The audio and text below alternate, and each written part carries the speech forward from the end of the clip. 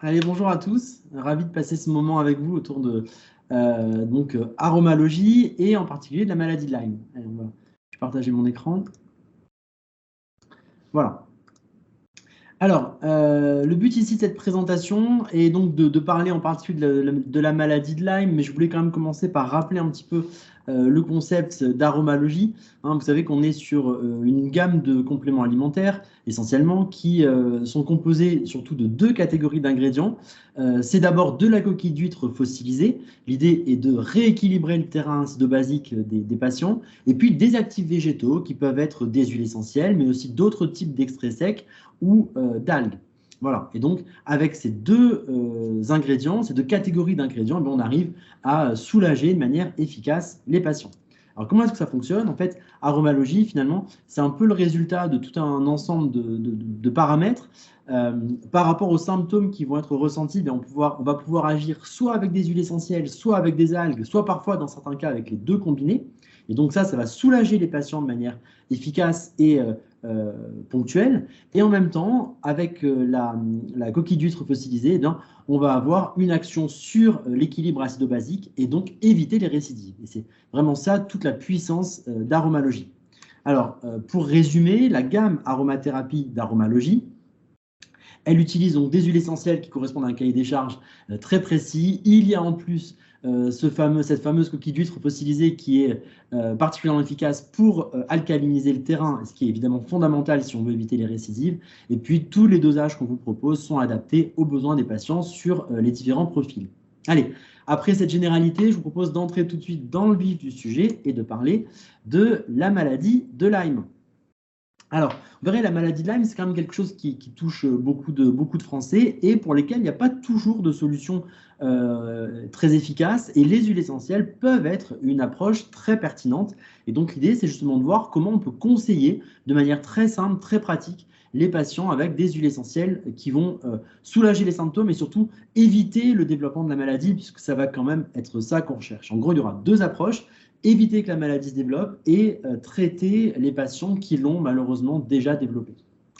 Alors, on sait que dans la maladie de Lyme, bien, la tique est impliquée. La maladie de Lyme est donc due à une bactérie qu'on appelle Borrelia burgdorferi. Et cette maladie, elle touche quand même beaucoup de monde, puisqu'on estime à peu près qu'en France, il y a 50 000 cas diagnostiqués par an, qui aboutissent à peu près à 800 hospitalisations. Ce n'est pas quelque chose d'anodin. Et c'est vrai que proposer une solution par rapport à ce problème-là qui est très répandu, c'est quand même vraiment intéressant. Et donc, je vous expliquerai tout à l'heure ce qu'on peut faire en aroma, mais pas que, avec d'autres techniques aussi, pour soulager nos patients. Alors, la bactérie qui est responsable de la maladie porte un nom assez compliqué, Borrelia burgdorferi, mais on rajoute souvent après le terme senso-lato. Et pourquoi est-ce qu'on dit senso-lato? Alors, en anglais, en latin, en français, c'est au sens large. Eh bien, parce qu'en fait, ce nom-là regroupe en plus un ensemble d'une petite dizaine de bactéries. En fait, Borrelia burgdorferi, c'est le nom à la fois d'une espèce de bactérie et à la fois un ensemble composé d'à peu près 7 espèces de bactéries différentes. Et c'est pour ça qu'on rajoute sensolato pour dire au sens large, ce n'est pas que Borrelia burgdorferi à proprement parler. Voilà. Et la difficulté, en fait, dans les traitements qu'on rencontre sur cette bactérie, c'est lié à son mode de vie. Cette bactérie, elle vit la plupart du temps de manière isolée, mais parfois elle peut se rassembler et former des colonies, comme on voit ici. Et quand la bactérie forme des colonies, eh bien, elle devient particulièrement résistante aux antibiotiques. Et donc, c'est ce qui fait évidemment que les traitements antibiotiques ne sont pas toujours pertinents pour lutter contre son développement. Alors, cette bactérie, vous voyez, elle a une forme très particulière, comme ça, un petit peu de spirale. Et si on détaille, en fait, elle appartient à la catégorie des spirochètes. Alors, ces bactéries ont une structure assez typique des bactéries de type gram négatif. Si vous vous rappelez un petit peu les structures des membranes, vous savez que entre le gram plus et le gram moins, la différence, c'est la présence surtout d'une membrane qu'on appelle un membrane externe chez les grammes négatifs. Et bien, donc, la Borrelia, qui est un spirochète, cette forme de spirale comme ça, puis qui se déplace avec des mouvements un peu ondulatoires, eh bien, elle présente une membrane externe. C'est donc une bactérie gram négatif. Mais ce qui est très particulier, c'est que dans cette bactérie, eh bien, la membrane ici, elle va exposer des marqueurs qui vont varier en fonction de l'hôte dans lequel elle est. En gros, quand la bactérie est présente dans la tique quand elle est présente dans une souris, dans un chevreuil ou chez un humain, eh bien, les marqueurs qui vont être exposés à ce niveau-là ne seront pas les mêmes. Et c'est ce qui explique que, dans une large mesure, il est difficile de l'éradiquer. Parce que notre système immunitaire, il a du mal à la reconnaître. Et donc, on va voir ça tout à l'heure, on verra qu'en fait, c'est difficile parce qu'il y a des stratégies qu'on appelle d'évasion immunitaire. La bactérie, elle trompe le système immunitaire et du coup, il n'arrive pas à l'éradiquer. Le problème, c'est que même si le système immunitaire n'arrive pas à l'éradiquer, ce n'est pas pour autant qu'il n'est pas stimulé. Et donc, on a un petit peu cette situation paradoxale où la bactérie, elle déclenche une inflammation qui serait censée finalement venir à bout. L'inflammation, c'est un processus à la base, en tout cas, qui est plutôt positif. Mais ce système inflammatoire va s'emballer et ça va déclencher des inflammations généralisées, parfois très importantes, et qui vont être plutôt délétères, et pour autant qui ne vont pas permettre d'éliminer la bactérie. Et donc, c'est toute la difficulté de la maladie, on en reparlera tout à l'heure. En tout cas, il faut bien retenir que cette bactérie ne produit pas de toxines. C'est ce qui fait qu'en fait, en elle-même, elle n'est pas vraiment gênante, cette bactérie. En fait, si on a des symptômes dans la maladie de Lyme, les symptômes, ils sont surtout liés à l'hyperréaction du système immunitaire plutôt que par des toxines libérées par la bactérie elle-même. Ça, c'est assez paradoxal. Et vous verrez, quand on parlera du cycle de vie de la bactérie, on y reviendra pour voir pourquoi certains organismes la tolèrent et pas d'autres. Alors, là où c'est assez étonnant également, c'est que le fonctionnement de la bactérie en lui-même impose une collaboration entre la bactérie et l'hôte qu'elle colonise.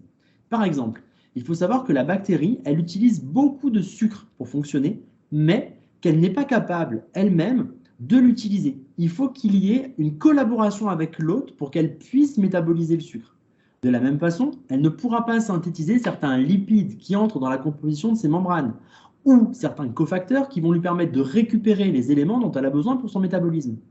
Concrètement, elle va donc être obligée d'utiliser toutes ces molécules produites par l'hôte pour son propre bénéfice. La conséquence, c'est qu'il y a un mimétisme avec l'hôte.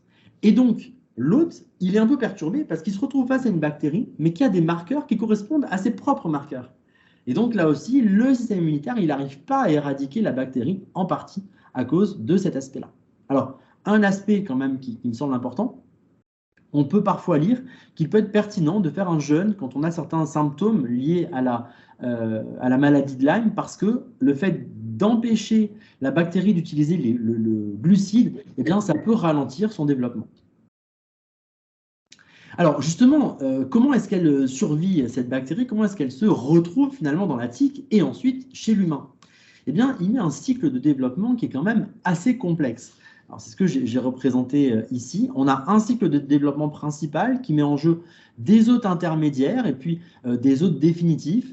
Alors, les hôtes intermédiaires, ce sont par exemple voilà, la souris, ce genre de choses. Où là, ce sont des hôtes qui vont permettre de contaminer les tiques, et ensuite des hôtes définitifs où la tique va pouvoir se développer tranquillement et ensuite se reproduire. Alors, regardez comment la tique arrive à prélever le sang de son hôte et du coup aussi en même temps évidemment la bactérie. Ça marche dans les deux sens, la prélever et la transmettre. Alors regardez les pièces buccales ici de la tique. On zoome cette partie-là, donc là c'est sa tête. Si on zoome sur les pièces buccales, regardez, on a une partie qui est assez complexe. On voit qu'en fait il y a essentiellement trois parties. Alors deux parties ici, qu'on appelle les chélicères, vous les voyez là, et ces chélicères, ce sont finalement comme des sortes de pinces qui vont rentrer dans la peau et s'écarter. Et donc en faisant ça, ça crée une lésion dans l'épiderme. Et cette lésion va permettre à la troisième partie ici, qui s'appelle l'hypostome, de pénétrer à l'intérieur de la peau. C'est comme une scie, on le voit, ça ressemble vraiment à une scie. Regardez sur cette image-là, on voit bien aussi les deux chélicères, là, l'hypostome qui est là, et sur une vue de face, on voit très bien, encore une fois, ces trois parties. Et donc, on voit qu'il y a une sorte de petit canal au niveau de l'hypostome qui va permettre à la tique d'aspirer le sang. Et donc, c'est comme ça qu'elle va se nourrir sur son hôte. Et quand en même temps, elle va libérer de la salive, eh bien, c'est dans ce mouvement finalement à la fois aspirant et repoussant que la tique va pouvoir à la fois se contaminer en bactéries et la libérer au niveau de l'hôte. Alors, comment ça se passe au niveau de son cycle de développement? Eh bien, une tique va, par exemple, en étant dans la forêt, se retrouver sur une souris qui sera infectée par Borrelia. Et donc, la tique va s'infecter en pompant du sang contaminé. Bon. Et la tique, ensuite, va se développer, va devenir une nymphe, donc à un stade un petit peu plus évolué, et va se retrouver sur, par exemple, un chevreuil. Et là, elle va se développer en pompant le sang du chevreuil, et donc elle va devenir une tique adulte. On a donc un mâle, pardon, une femelle, et puis les deux se reproduisent. Et puis, on va avoir des œufs qui vont être pondus, qui vont se retrouver sur le sol après éclosion, et les larves vont ensuite de nouveau aller sur des hôtes, par exemple, comme des souris. Et donc, c'est au niveau de la souris que la contamination de la tique se réalise. C'est important, ça. Hein. La contamination ne se fait pas sur les chevreuils, elle se fait sur les souris. C'est assez paradoxal, ça, mais c'est comme ça. Et d'ailleurs, la souris, elle tolère très bien les Borrelia. Il n'y a pas de maladie de Lyme chez la souris. C'est ça qui est assez étonnant. Pourquoi? Eh bien parce que son système immunitaire, finalement, il supporte la Borrelia sans hyper réagir. Et donc, finalement, eh bien, il n'y a pas vraiment de symptômes liés à la présence de la bactérie, puisque rappelez-vous, elle ne produit pas de toxines par elle-même. Et alors, vous allez me dire, et l'homme, alors, dans tout ça, il est où? Eh bien, l'hôte, c'est un hôte accidentel, comme le chien.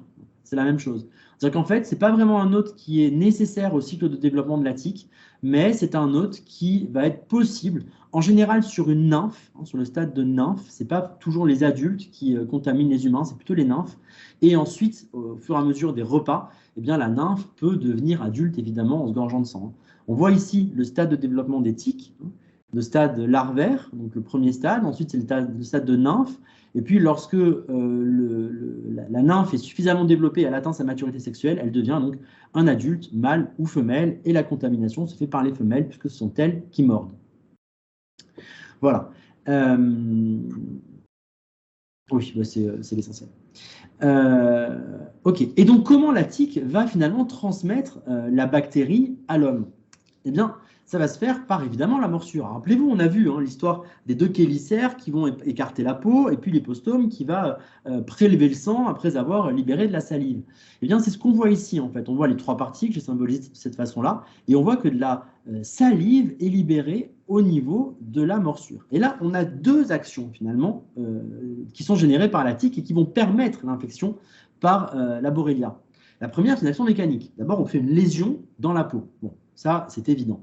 Le deuxième aspect, c'est une action biochimique. En fait, la salive va inhiber la réponse immunitaire. Et donc, ça fait que les bactéries qui vont être libérées en même temps que la salive ne vont pas être dégradées par le système immunitaire parce que celui-ci aura été empêché d'agir. De sorte que les bactéries se propagent dans l'épiderme, atteignent le derme et regagnent le système sanguin ou le système lymphatique. Et donc, on a vraiment ces deux actions qui sont nécessaires pour que la contamination puisse se faire. Alors, la question qui vient, évidemment, c'est qu'est-ce qu'on fait quand on a une tique qui a mordu un humain? Eh bien, j'ai envie de commencer par vous dire d'abord ce qu'il ne faut pas faire. Alors, je vous montre une petite vidéo qui a été vue des millions de fois sur Internet, hein, cette vidéo. Je fais un petit arrêt sur image parce que ça me semble important de parler de cette marque hein, qui s'appelle doTERRA. C'est une marque d'huile essentielle, c'est en marketing de réseau, c'est du multi-level marketing. C'est assez catastrophique parce que cette marque est conseillée par des gens qui ne sont absolument pas formés et ça amène beaucoup, beaucoup, beaucoup de mésusages. Donc, moi, c'est une marque vraiment que j'ai tendance à critiquer largement et je pense qu'il faut la connaître justement pour la dénoncer. Et donc là, c'est une conseillère doTERRA qui a eu la bonne idée d'appliquer de l'huile, alors bonne idée avec des guillemets évidemment, vous verrez tout à l'heure pourquoi, qui a eu la bonne idée donc d'appliquer de l'huile essentielle de menthe poivrée sur la tique et regardez ce qui se passe. Donc je laisse la vidéo en entier parce que ça vous donne une idée de la temporalité. Hein, donc là, elle applique quelques gouttes d'huile essentielle pure de menthe poivrée sur le bras, là en l'occurrence, sur la tique vivante. Hein. Donc là, on voit bien que la tique, que l'huile essentielle finalement se répartit autour de la tique. Et puis vous allez voir que rapidement, ça prend quelques secondes, la tique va relâcher son emprise. Et vous voyez là, voilà, elle migre. Donc cette vidéo, elle a été catastrophique hein, parce que ça sous-entend que c'est très efficace de mettre de l'huile essentielle de menthe poivrée sur une tique vivante, que du coup ça permet de l'enlever sans avoir à s'embêter à utiliser un tire-tique ou une pince à épiler. Et c'est catastrophique en réalité parce que qu'est-ce qui se passe quand on fait ça? Eh bien, quand on met de l'huile essentielle sur une tique, eh bien, elle est stressée. Et quand elle est stressée, elle libère de la salive. Et donc en réalité, on active la libération de la Borrelia quand on met de l'huile essentielle pure sur une tique. Donc, ce qui est hyper important, c'est toujours de retenir qu'on ne met jamais d'huile essentielle sur une tique. Alors, pure ou pas, ce n'est pas la question. En fait, on ne met rien sur la tique. D'abord, on l'enlève. Une fois qu'on l'a retiré, là, oui, on peut mettre des huiles essentielles pour, je ne dis pas maintenant, je ne vais pas spoiler la fin de la présentation, mais en tout cas, on peut en mettre après, mais pas quand elle est vivante et quand elle est encore avec son emprise. Donc, comment faire pour retirer la tique? Je pense que bon, tout le monde le sait, mais je le précise quand même, il vaut mieux faire un petit mouvement de rotation. Alors, soit avec un tire-tique où ça se fait assez spontanément, soit avec la pince à épiler. Et ce mouvement de rotation, en fait, est lié simplement à la structure des chélicères. Avec la rotation, ça facilite leur relâchement et ça permet du coup de l'enlever en étant plus ou moins sûr qu'on enlève aussi la tête. Voilà. Et donc, qu'est-ce qui fait que la contamination va être favorisée? Il y a deux paramètres principaux. Le premier, c'est le temps de contact. Plus la tique est présente au niveau de la peau, plus on a de risques d'être infecté. On estime qu'au-delà de 24 heures, le risque est élevé. En dessous, il est plus faible. Et puis, le deuxième paramètre, c'est le taux d'infestation de la tique. Ce taux d'infestation varie en fonction des saisons, en fonction des localités. Mais voilà, en tout cas, ça varie. On estime en France entre 2 et 20%. Vous voyez, en gros, quand on est piqué par une tique, on a entre 2 et 20% de risque que la tique soit contaminée par la Borrelia. Voilà. Donc, le plus simple, évidemment, c'est de l'enlever sans se soucier de savoir naturellement si elle est infectée ou pas et d'appliquer une stratégie préventive que je vous donnerai tout à l'heure. Alors, quelles sont les manifestations du coup de la maladie? Alors, d'abord, on va avoir finalement des symptômes qui vont apparaître de manière chronologique. On va classer donc la maladie de Lyme en trois approches, trois stades. D'abord, le stade 1, c'est l'infection précoce localisée. Elle est souvent caractérisée par un érythème migrant. Alors, l'érythème migrant, qu'est-ce que c'est? On le voit ici. Hein, c'est une zone annulaire, comme ça, très inflammatoire, donc très rouge, avec une zone blanche au centre. Et cette zone a tendance à grandir. Donc, ça fait un anneau comme ça qui a tendance à se déplacer. Alors, il faut savoir que cet anneau, il n'est pas toujours repérable, il n'est pas toujours net, et il est plus ou moins visible selon les phototypes. Donc, si vous avez une peau très foncée, eh ben, ça va moins bien se voir et ça pourra être confondu avec un hématome, par exemple, avec un bleu. Donc, ce n'est pas toujours simple de le repérer. Bon, en général, il est présent quand il y a une infection avec la Borrelia. Ensuite, donc ça c'est le premier cas qui intervient, premier stade pardon, qui intervient en général de quelques jours à un mois, ça peut être décalé après la piqûre de la tique. Ce qui est compliqué d'ailleurs, parce qu'il arrive que l'érythème migrant apparaisse alors que la tique a déjà été soit retirée, soit est tombée toute seule. Donc voilà, c'est ce qui fait que parfois le diagnostic est compliqué.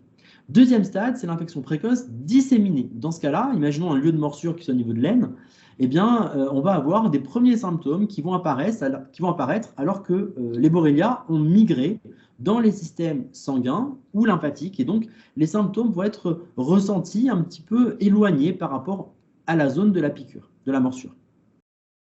Et donc là, on va avoir des symptômes, par exemple, articulaires ou cutanés. Et dans les troisièmes stades, ça peut intervenir de plusieurs mois à plusieurs années après la piqûre, c'est l'infection tardive.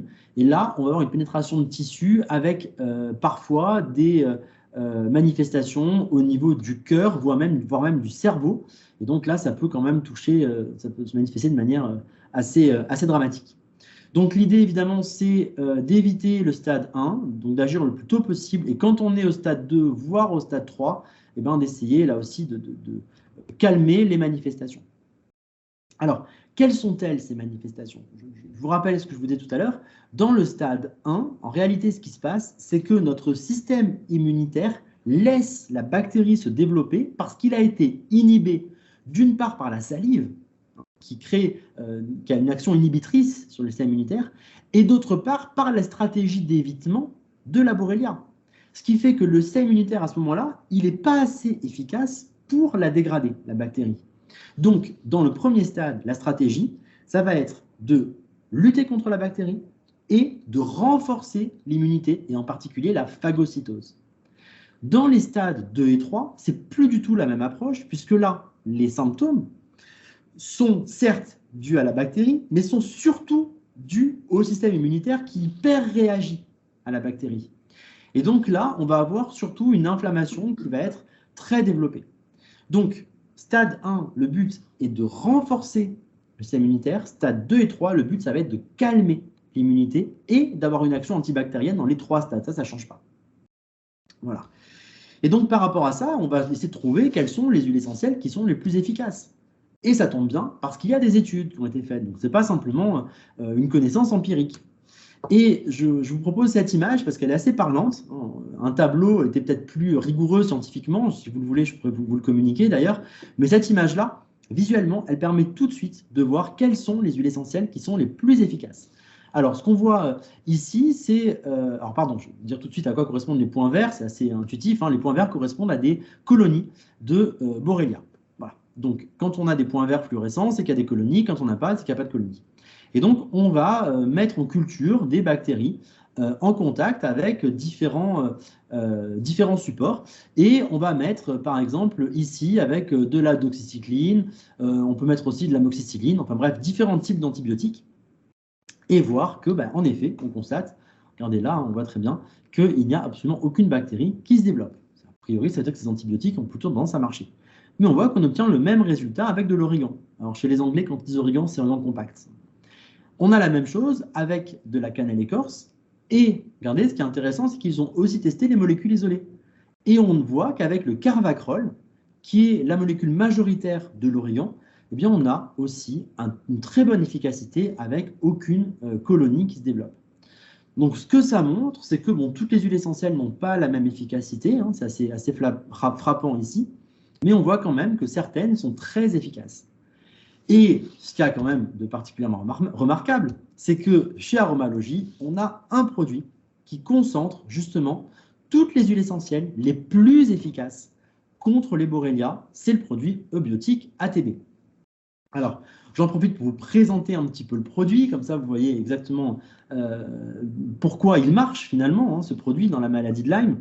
On a une grosse partie de ce complément alimentaire qui est constitué de coquilles d'huîtres fossilisées. Alors, le but est toujours le même, c'est de renforcer le terrain de la personne par le biais de son équilibre acido-basique.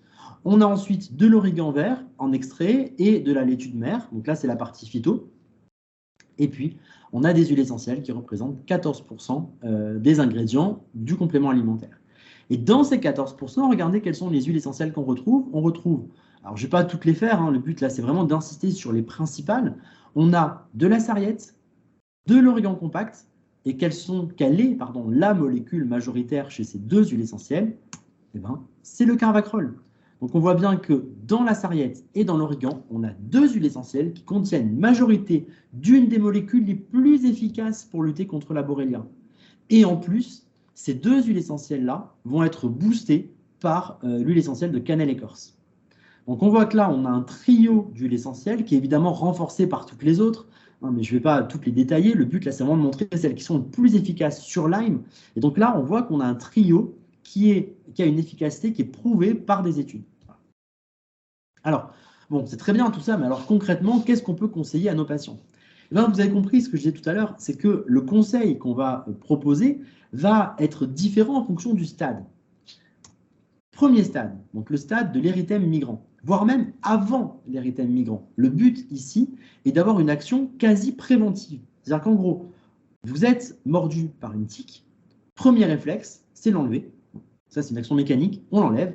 Et ensuite, on va appliquer ce protocole-là avant de savoir si on a été infecté ou pas. Alors, qu'est-ce qu'on va faire? Alors, je propose deux stratégies. Une voie locale qui va nécessiter des huiles essentielles en unitaire. Donc là, l'idéal est d'avoir 3 huiles essentielles. L'huile essentielle de bérose, de clou de girofle et de titri. Alors, pourquoi ces 3 huiles essentielles? Eh bien, parce que l'huile essentielle de bérose est très efficace sur la phagocytose. Donc là, n'oubliez pas, on est dans cette phase où on doit renforcer l'immunité. Et donc, en renforçant la phagocytose, on va justement lutter contre l'action de la salive qui a tendance à l'inhiber. Donc, on contrecarre cette action-là. Pourquoi du clou de girofle et du titri? Eh bien, parce que ce sont des huiles essentielles qui ont une action antibactérienne et qui sont relativement puissantes et bien tolérées par la peau. On ne pourrait pas mettre de la cannelle écorce selon l'emplacement, ce serait trop irritant. Si sur la plante des pieds, il n'y a pas de problème, on pourrait en mettre. Mais le clou de girofle est certes fort, mais est tolérable sur la peau. Et c'est pour ça que je vous conseille ce trio d'huiles essentielles. Voilà. Donc, je répète, on enlève la tique et on met donc ces 3 huiles essentielles-là directement sur la blessure. Le plus simple, et de mettre dans un flacon, par exemple, 3 gouttes de chaque huile essentielle, et puis après on met une goutte du mélange là-dessus, ou alors on peut très bien mettre une goutte de chaque sur la zone qui a été mordue. Ensuite, en prévention, toujours pareil, on va utiliser le produit donc eubiotique ATB avec une posologie que j'ai indiquée ici dans le tableau. On voit que c'est quelque chose de décroissant. On tape assez fort au départ pour vraiment éradiquer la bactérie dès qu'elle a été transmise, si elle l'a été. Et ensuite, on a quelque chose avec une ration d'entretien, disons-le comme ça, pour maintenir une exposition aux molécules aromatiques tout en ayant quand même une dose qui soit acceptable. On ne pourrait pas maintenir 10 gélules par jour pendant une semaine, évidemment. Voilà. Donc, vous voyez un petit peu la stratégie qui est proposée. Et il faut bien le comprendre, ça, c'est que cette stratégie, elle est hyper intéressante parce que par rapport à un antibiotique qui nécessite d'une part une prescription médicale et d'autre part qui a un impact quand même sur la flore intestinale, et bien là, on a un produit qui n'a pas d'action négative sur la flore et en même temps qui est en libre conseil en pharmacie. Donc, c'est quand même voilà, plutôt facile à proposer. Donc ça, c'est pour le stade 1. Quand on a un patient qui, malheureusement, a dépassé le stade 1 et est entré dans un stade 2, voire un stade 3, à ce moment-là, il y a une autre possibilité, c'est d'associer des produits en voie orale et en voie locale. Alors pourquoi les deux approches? Eh bien parce que la voie locale va permettre d'avoir une action sur les symptômes ressentis. Les symptômes peuvent être des symptômes cutanés ou des symptômes articulaires. Et donc pour ce cas-là, on a dermocète, l'huile dermocète ou l'huile amplitude qui vont justement permettre de calmer ces manifestations-là. Et puis on va avoir une voie orale avec deux produits. Et là, j'insiste, hein, mais pour moi c'est vraiment très important. L'action va être complètement différente par rapport à ce qui a été proposé tout à l'heure. C'est que là, le but, ça va être de calmer le système immunitaire. Et donc, on va avoir une action à la fois antibiotique, enfin avec des guillemets, donc eubiotique, on va limiter le développement de la bactérie, c'est-à-dire avec ce produit eubiotique ATB, et en même temps calmer le système immunitaire grâce au produit articulaire, voilà, qui lui aussi contient un ensemble à la fois de plantes et d'huiles essentielles qui vont permettre de limiter l'inflammation. Et ce combo-là va permettre justement d'avoir une action sur le stade 2 qui est parfois malheureusement un peu installé. Voilà, voilà, donc j'espère que c'est assez clair, hein, qu'il faut bien retenir que selon les stades, la stratégie ne sera pas la même et que c'est vraiment important parce que si on applique la stratégie au mauvais moment, finalement, eh bien, ça peut carrément perturber et parfois même aboutir à aggraver certains symptômes. Voilà, écoutez, je suis arrivé au bout de ma présentation et si vous avez des questions, je serais ravi d'y répondre. Merci Arnaud pour cette belle présentation qui nous offre des perspectives très intéressantes en termes de thérapeutique. Donc s'il y a des questions, on est à votre écoute. Bonjour, c'est Hervé qui parle là. Je pense qu'effectivement, un des problèmes de cette maladie, si elle se développe autant, entre guillemets, puisque c'est quand même pas anodin, comme Arnaud l'a indiqué en introduction de sa présentation, c'est qu'il y a une grande méconnaissance de cette maladie, hein, de la façon dont elle s'exprime et dont elle s'attrape surtout, et que je dirais que quand on est obligé de faire du curatif, quand on s'aperçoit qu'on est malade, c'est pas déjà trop tard, mais c'est presque trop tard.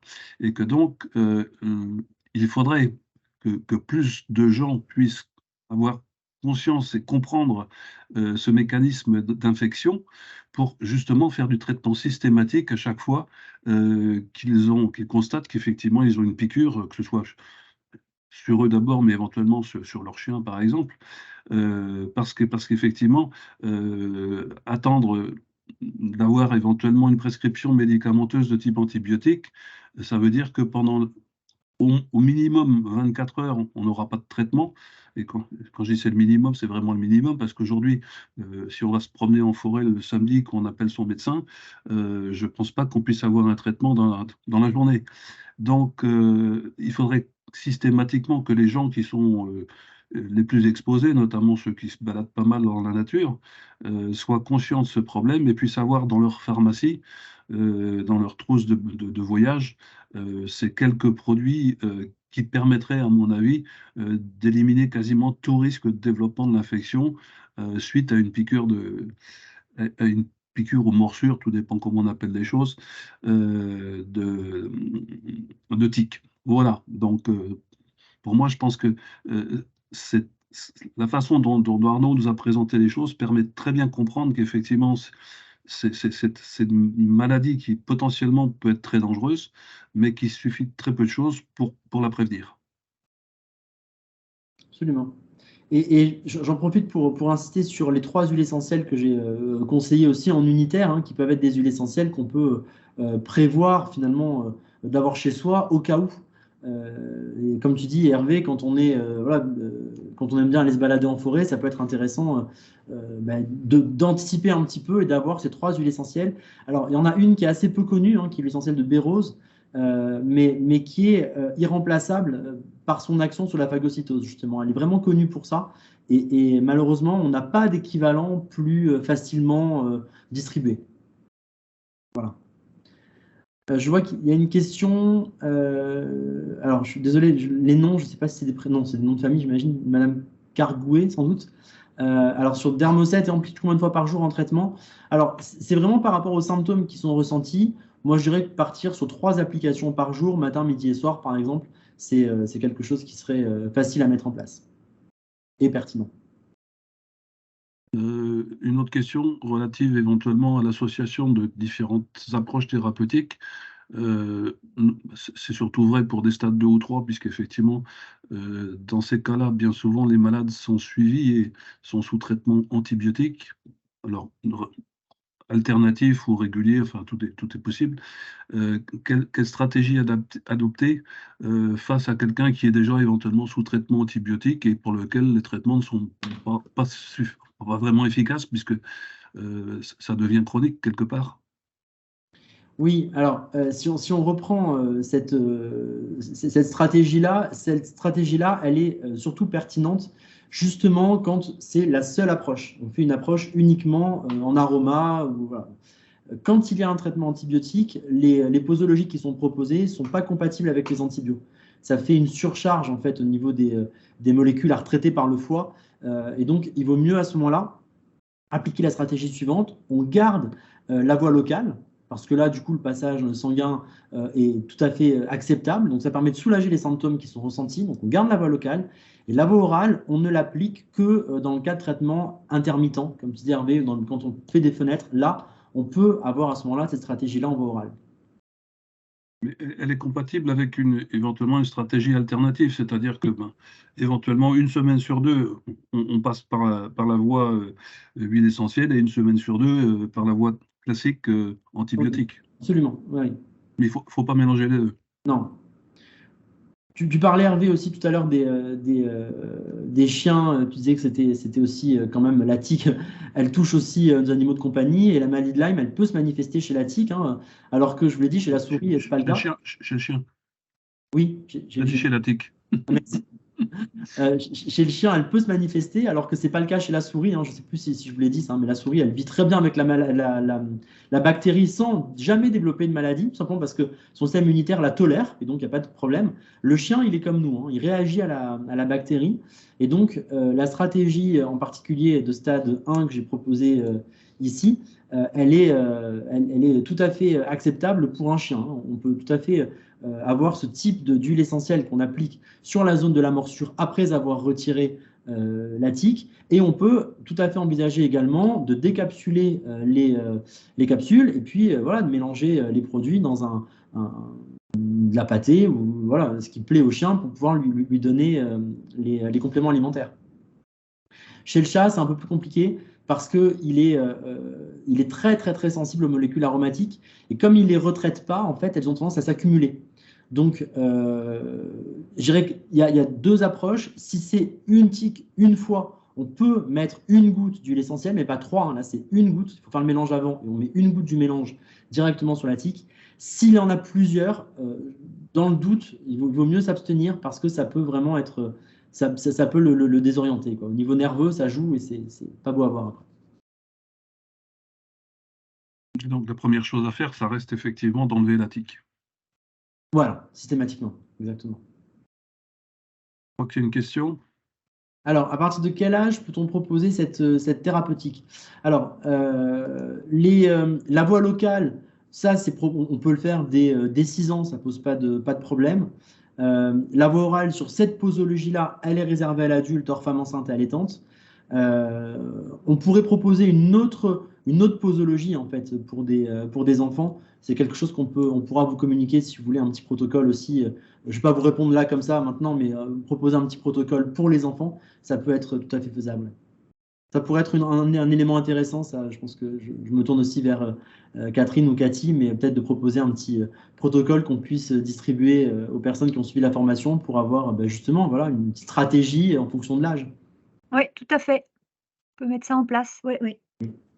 Alors pour ceux que ça peut intéresser, sachez, enfin, ceux qui n'ont pas encore l'habitude, sachez que cette présentation est enregistrée, donc il vous sera possible de revenir, pour ceux qui n'ont pas assisté à l'ensemble de la présentation, à l'intégralité de la présentation. Et si vous le souhaitez aussi, il est tout à fait possible de vous transmettre cette présentation sous forme de fichier PDF. N'hésitez pas à les demander si vous le souhaitez, pouvoir conserver ça chez vous dans vos archives.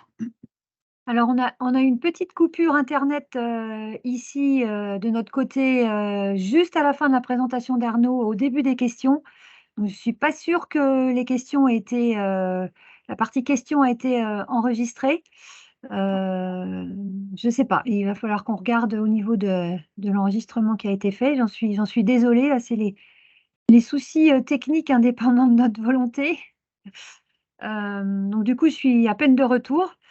Est-ce qu'il y a... Est-ce que vous voulez qu'on revienne sur les questions?